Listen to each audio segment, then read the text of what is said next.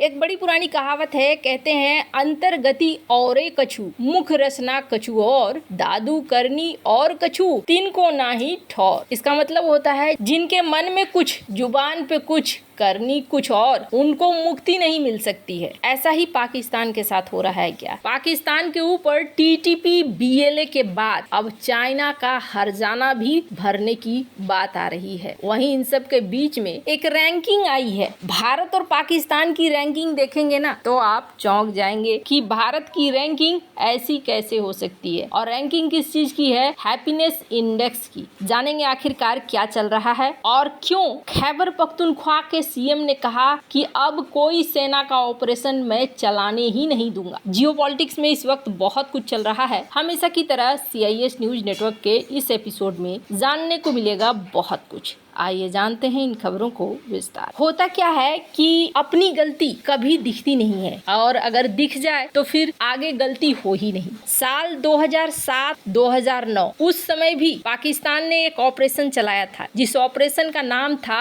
Operation राहे रास्त। और इस ऑपरेशन के बाद पाकिस्तान ने कहा था कि हम तो सफल हो गए भाई, हमने स्वात पर आखिरकार विजय हासिल कर ली। लेकिन ये उनको काफी उल्टा पड़ा था। साल 2006 में भी इन्होंने एक ऑपरेशन चलाया था, वो भी बहुत ही ज्यादा बैकफायर कर गया था। एक ऐतिहासिक उदाहरण है साल 2006 का, जब बलूच नेता नवाब अकबर खान बुगती की हत्या ने बलूच विद्रोहियों को उल्टा ताकत दे दी थी। नवाब बुगती जो पहले पाकिस्तान सरकार में रक्षा मंत्री रह चुके थे, जब उन्होंने देखा बलूचिस्तान में इस तरीके की चीजें हो रही हैं तो बलूचिस्तान के अधिकारों के लिए लड़ने लगे। 2005 में उन्होंने खुल्लम खुल्ला सरकार के खिलाफ विद्रोह कर दिया और उसके जवाब में उस समय राष्ट्रपति थे, राष्ट्रपति परवेज मुशर्रफ, उन्होंने सेना को बलूचिस्तान भेज दिया। 26 अगस्त 2006 को सैन्य अभियान में नवाब बुगती की गुफा में बमबारी कर हत्या कर दी गई। उसके बाद शायद पाकिस्तान ने सोचा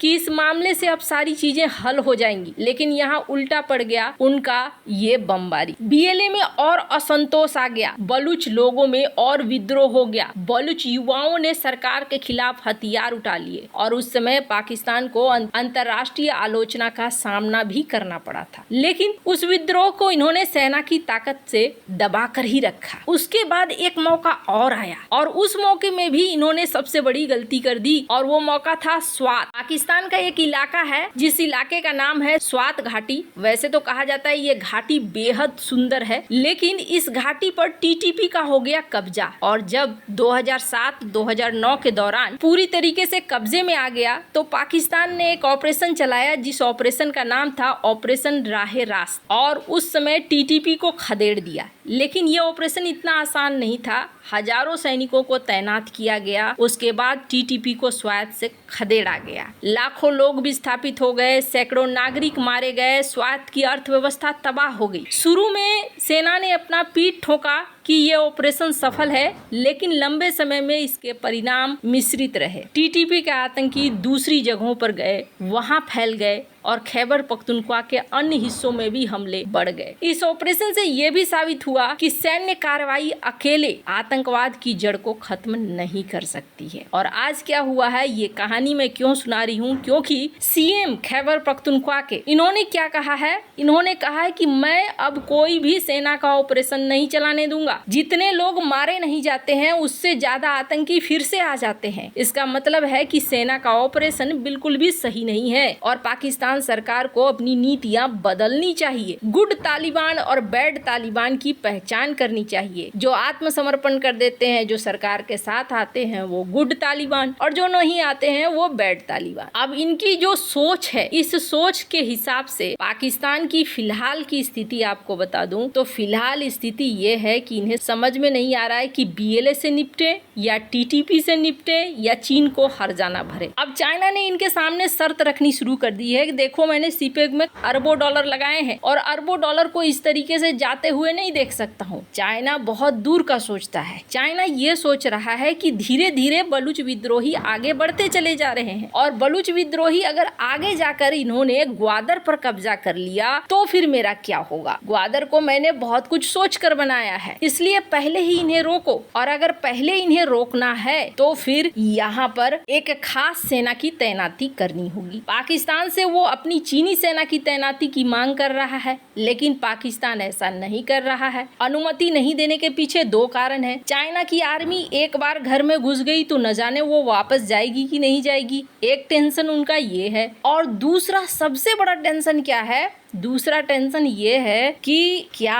अमेरिका इस चीज को बर्दाश्त करेगा कि चाइना की सेना ग्वादर में आ जाए, जबकि ग्वादर में पहले भी अमेरिका ने अपने राजदूत को भेजा था। हमने आपको अपनी एक वीडियो में बताया था। वैसे तो पाकिस्तान से बहुत आगे सोचता है चीन, लेकिन यहाँ पर आकर फंस जाता है। इसलिए फंस जाता है क्योंकि पाकिस्तान एक नाव की सवारी कभी नहीं करता रहा है। वो हमेशा मौका परस्त रहा है, कभी इस नाव पर कभी उस नाव पर। खैर, अब जहाँ ये सारी परिस्थितियां हैं, ये पाकिस्तान की स्थिति आपने देखी। हाल फिलहाल में तो चीजें थोड़ी ठीक भी हुई हैं। एक समय तो ऐसा आ गया था कि आटे की बोरियों के लिए तरसना पड़ रहा था। अब यहाँ एक हैप्पीनेस इंडेक्स आया है। इस इंडेक्स को देखेंगे तो आपको भी लगेगा एक बार को कि ये क्या है। इस हैप्पीनेस इंडेक्स में नंबर 1 पे है फिनलैंड। मतलब दुनिया में 2025 में भी जहाँ लोग बहुत खुश हैं वह देश है फिनलैंड। उसके बाद डेनमार्क है, Sweden, Netherlands, Costa Rica, Norway, Israel 8वें नंबर पर है, मैक्सिको। ये सबको पार करते हुए निकलेंगे तो उसके बाद आपको पहले पेज पर तो नहीं दिखेगा, दूसरे पेज पर 109वें स्थान पर पाकिस्तान दिख रहा है। पाकिस्तान दिख रहा है 109 पोजीशन पर, और उससे नीचे आपको देखने को मिलेगा भारत यहाँ 118वें पे है। इसका मतलब क्या हुआ? इसका मतलब ये हुआ कि पाकिस्तान के लोग भारत से ज्यादा खुश हैं। हालांकि ना कुछ समय बाद ऐसा होगा कि ये जितने वेस्टर्न रैंकिंग है ना वो सारे बकवास हो जाएंगे, लोग यकीन करना ही